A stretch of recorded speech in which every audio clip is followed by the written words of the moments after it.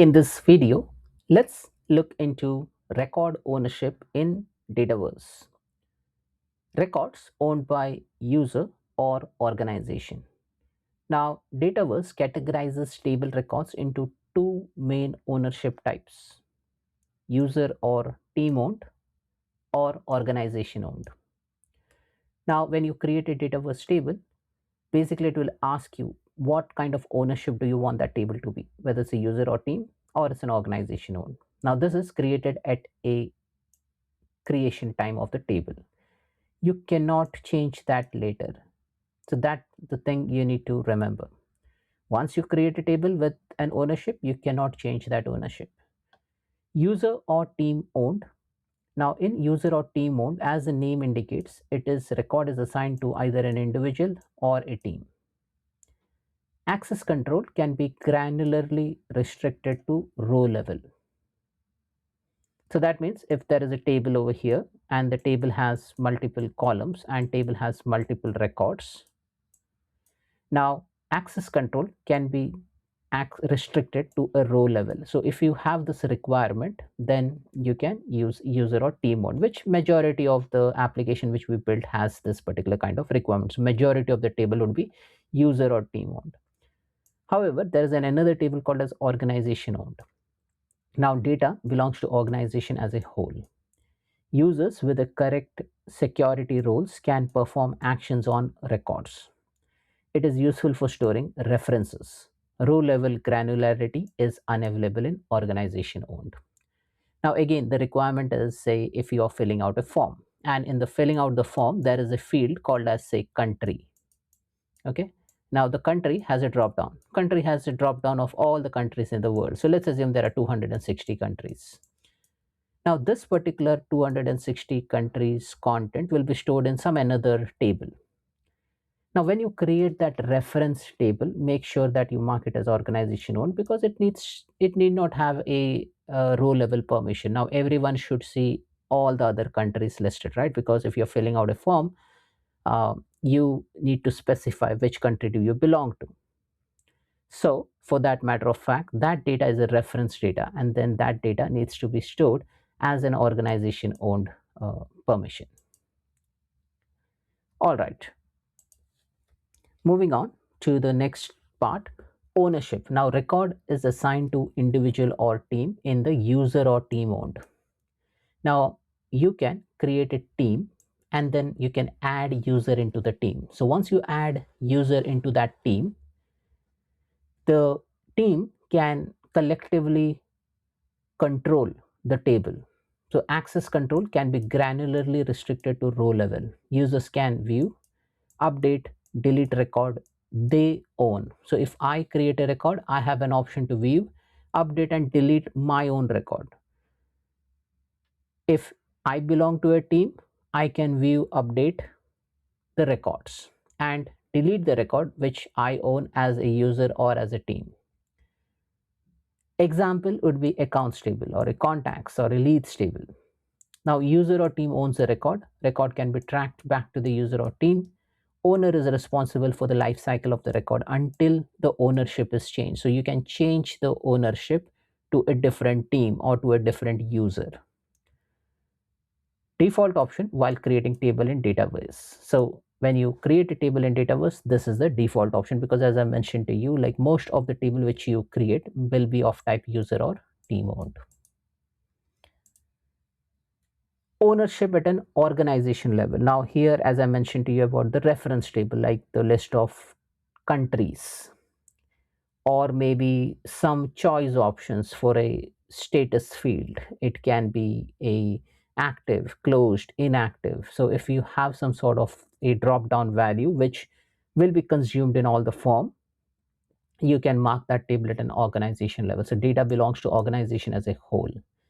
Users with the correct security roles. Now if you have a correct security role, you can perform actions on the record. So this happens at a security role level. So you need to navigate to Power Platform Admin Center, create a specific security role which will control the organization level table. Organization privileges required or business unit level privileges required. So you need to have some sort of an organization level privileges or business unit level privileges. no row level ownership compared to the user or team owned records. It is useful for storing reference record or master record or maybe any record which you're going to refer it frequently in a form. Row level granularity is unavailable for these kind of tables. Use it when it is not required for records to be owned by user or team. Example, a transactional record for a product. You can store that as an organization level. When you create a table, you get an option of record ownership. You select either user or team. Organization, user or team is the default option. And from a security role privilege perspective, like if you create a table, then you will see the permission is granted at an organization level. And when you create a user or team on table, you will see permission at a uh, user level, business unit level, org level, parent child business unit level. Now I'm going to show you in the demonstration. So let me close this presentation and then come over here. And this is a table. Okay, so let's go ahead and create a table. So if I go over here, create a table, I can create new tables. Advanced property, create a virtual table. Let's create a table. Now here, I'm just putting some name. Okay, so maybe I'll just call this as June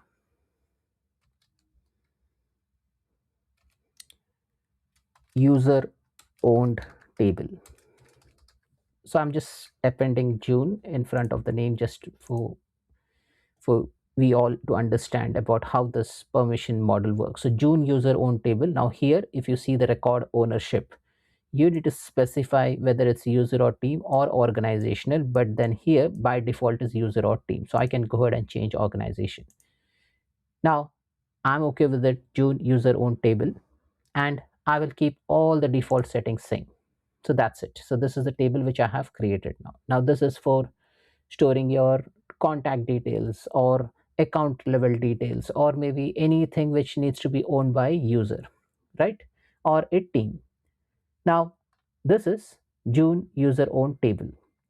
Now if I go over here, I will see owner as one of the content, right? So here I can see the owner as a content. So let me put something over here. So Girish, John, Jim, maybe Suresh. Okay, now if you see, this record is owned by a user, right? All right, now let's go ahead and create another table.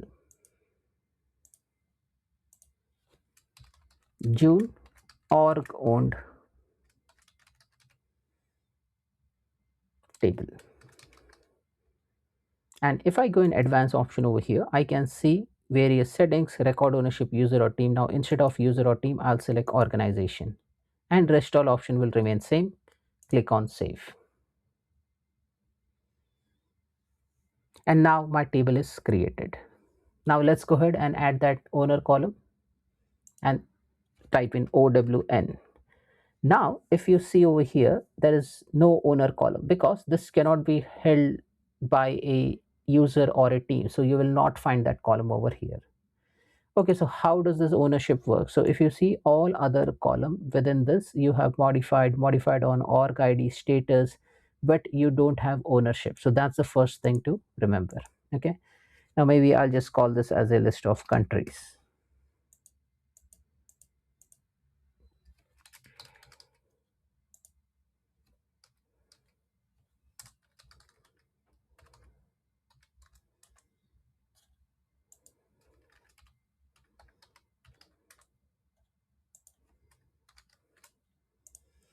All right, now we have created two tables, June org own table and June uh, user table, right? Now all this table which I have created, like you can search and then you will find this. These are the two tables which have been created, right? Which is a custom table. Now we have created this two table, June org owned and June user owned table. I'm in a Girish MVP environment. Navigate to Power Platform Admin Center by navigating to admin.powerplatform.microsoft.com. Navigate to a on that environment itself. Go to security roles, click on see all. Now here I have already created one security role, which is a custom security role, which is Girish sec role. Now, this security role does not have any privileges defined. It has by default business management, process flow, core records, customization. So there's no custom table over here. Now I'm going to use the custom table. Now, if I click on show all tables and then just search for the table which I have created. So June, you org owned and June user owned. Now, the first table which we created is a org owned, second is a user owned. Now, if I want to set privileges, I can see the permission settings. I can copy the table permission. If you see over here from a privilege perspective, now I'm talking about user owned table. You see the privilege which I can grant is create, read, write, delete, append, share, right? So if you scroll over here, append to, assign and share. Now, if you see user owned table, I get an option of either I want a create, write at a user level, parent, child, business unit level, organization level, the complete access, business unit level, or maybe I give none. Now I can give it at an org level, read at an org level, or maybe create at a user level, write at a business unit levels, delete at an organization level, or maybe none. So like that, I can grant privileges from user owned table. But if you see org owned table, like the example which I gave you is a reference table, like list of countries or list of status. If you see the create over here, you only get it at an organization level. So you can't grant it to a user level. So that's the only difference which you can see over here. You can't say this is owned by a specific individual or a team. Now here I can see that this is the read, this is the write, this is the delete. Only I can grant it at an org level, unlike the one which is user owned table, which can be granted at a user, business unit, or parent child business unit level. So that's it, folks. This is all about a record or a table being owned by either a user or team or organization in Dataverse. Thanks for watching.